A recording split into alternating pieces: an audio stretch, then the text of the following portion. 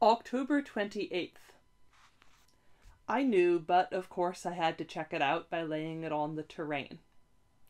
I strolled by most of the places I had visited yesterday, wondering who else might have figured it out. I saw the vicar, and he saw me, from a distance, after Tequila brought her notice of me to his attention in passing. He was just carrying a carton into the vicarage from a wagon, and he stopped to glare. He was still wearing the bandage on his ear. The great detective, Mrs. Enderby, happened to be in a tree in her yard with a pair of binoculars when I passed, and called out to me. "Snuff, please come here." I kept going.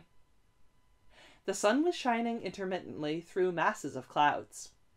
Yet more leaves, fallen and falling, were scudding in the breezes. I headed south. Bubo had set up housekeeping in our basement, though he wandered the house with our leave and ate with me in the kitchen. "What became of the things in the mirror? Or to the mirror, for that matter?" he'd asked. So I told him the story of the attack following our trip to town, which led into the story of our trip to town. "Wouldn't put it past the vicar," he said. "He's taken many a shot at me with that crossbow of his, and I never did anything to him except hunt through his dustbin on occasion. Is that cause to put an arrow in a fellow? I hope he fudges the final business and you fellows blow him to oblivion." "Just how much do you know about the game, anyway?" I asked. "I've heard a lot. I've seen a lot. Everybody talked freely because they assumed I was a part of it. After a time, I almost got the feeling I was," he reflected. "I know so much about it." And he proceeded to tell me the story of how a number of the proper people are attracted to the proper place in the proper year on a night in the lonesome October when the moon shines full on Halloween and the way may be opened for the return of the elder gods to earth. And of how some of these people would assist in the opening of the way for them, while others would strive to keep the way closed. For ages, the closers have won, often just barely. And there were stories of a shadowy man, half mad, a killer, a wanderer, and his dog, who always showed up to attempt the closing. Some said that he was Cain himself, doomed to walk the earth, marked. Others said he'd a pact with one of the elders who secretly wished to thwart the others. None really knew. And the people would acquire certain tools and other objects of power, meet together at the designated spot, and attempt to work their wills. The winners walked away. The losers suffered for their presumption by a reaction from the cosmic principles involved in the attempt.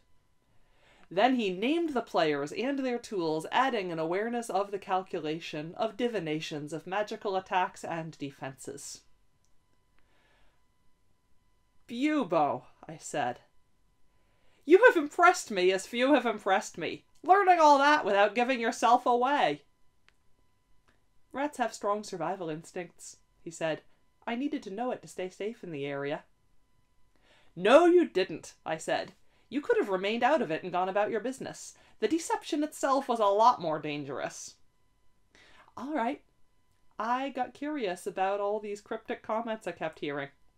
Probably too curious for my own good. What it was, I think, is that I enjoyed pretending I was playing too. I'd never done anything important before, and it felt good." "Come on," I told him. "Get up on my back and I'll take you to see the gypsies. Good music and all." We stayed late at the camp. I don't have that many friends, and it was a good evening. As I made my way to Dog's Nest, I came across another set of the huge misshapen footprints at the hill's base. There were some up on top, too. I wondered where the experiment man would go, now his home was destroyed. I made a circuit of the hilltop, drawing my lines again, laying them out upon the land, excluding the ruined farmhouse to the southwest now, which moved things considerably northward, taking into account the two satellite graves, trying it both with and without Larry's place in the formulation. With it, it came to another nothing wilderness spot.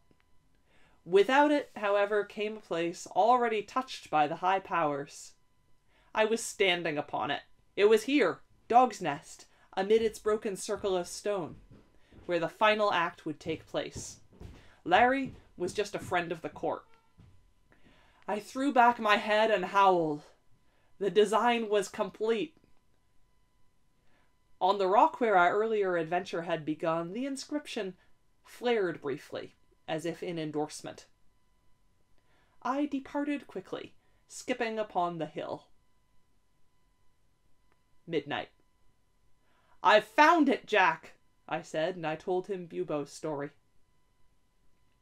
"And subtracting the good doctor leaves us atop my hill," I concluded.